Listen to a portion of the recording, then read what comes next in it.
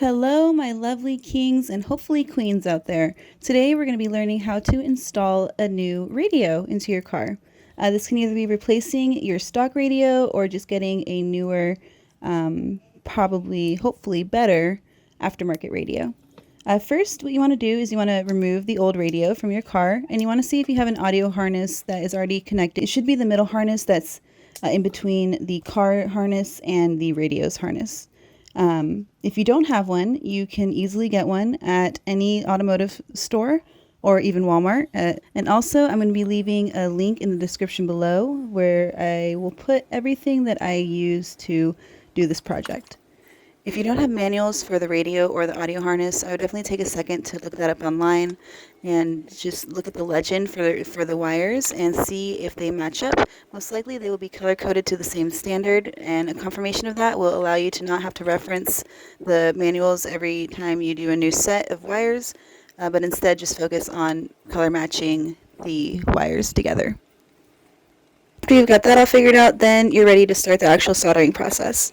First, you're going to want to twist the ends of each matching pair, and if you're planning on using heat shrink tubing like I did, then you're going to want to make sure to slip that tube onto one side of those wires before twisting the ends of them together. After you've got that covered, then you can begin applying flux to each pair of wires. And you definitely want to use flux whenever you're using a soldering iron, and the reason is because the flux helps spread out the solder over the wires that you're trying to join.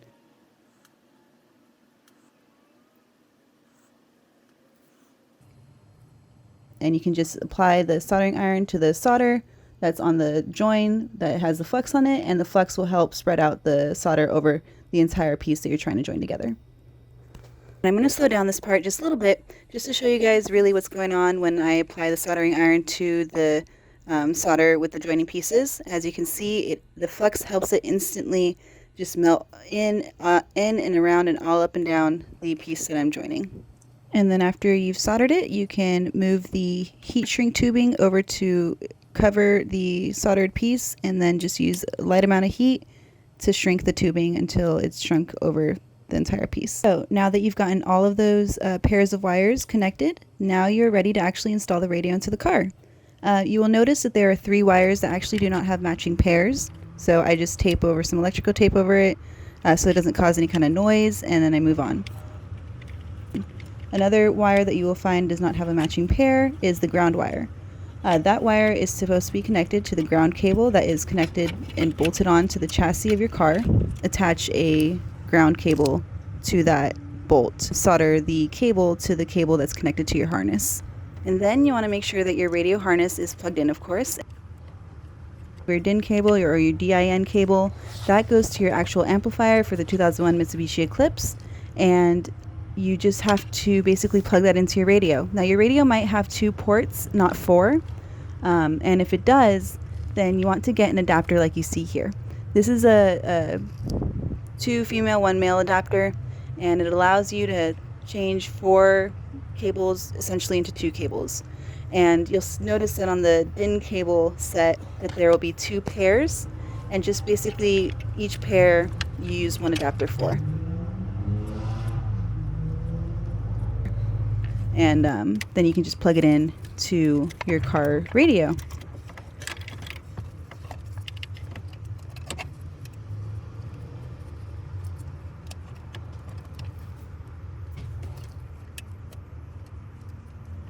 And then you want to make sure that your radio harness is plugged in, of course. And lastly, you want to plug in your antenna plug.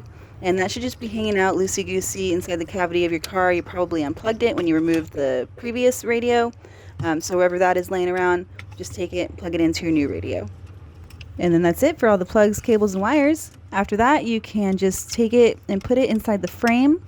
Hopefully you have a frame if you already had an aftermarket radio. If not, if you're using the stock radio actually uses a 2-DIN system, 2-DIN cable system. And so because it has a cassette player, it takes both the top half and the bottom half of that cavity. And if you don't have a frame and you're not using the stock stereo, or you're not using a stereo that has a cassette component to it, then you're just going to have an empty space in that bottom half of the cavity. And you definitely don't want that. That just looks ugly. So you definitely want to make sure that you have the frame for the radio, and you just install it, and it has a pocket in the bottom half So you put your accessories or whatever you may want to put in there. So you just put the radio into the slot. You'll see some kind of grooves that kind of just like match up and click in place. And then you want to screw in the frame through the sides of the radio, 4 screws. And then after you've got that done, then you can actually install the whole radio into your car. And you just find the pre-drilled holes that are already there, and you just screw those bad boys in. And after you've got all 4 of those screws in, then you have finally securely secured the radio to your car. And that is about it as far as mounting and installing the radio. After that, you can put the interior panel back onto the center part of that car, or onto the center part of the car. And as you see here, I don't know if you agree, but I thought that it looked a little bit dingy, a little bit old and worn, so I decided to refinish it. And I'll have a video coming soon of the process that I do to refinish all the interior plastic areas of a car. As you see, it looks glossy and beautiful, and looks like it just came off the lot. And I will show you exactly how you can make your car look like that too.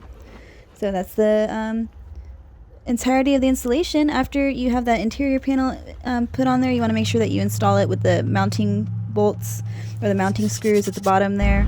And just to make sure that you did everything right, you want to make sure to test your speaker or your radio system. I right now have a bass boosted quote-unquote song because I want to make sure that my sub works, and it looks like it does, so I am all good here.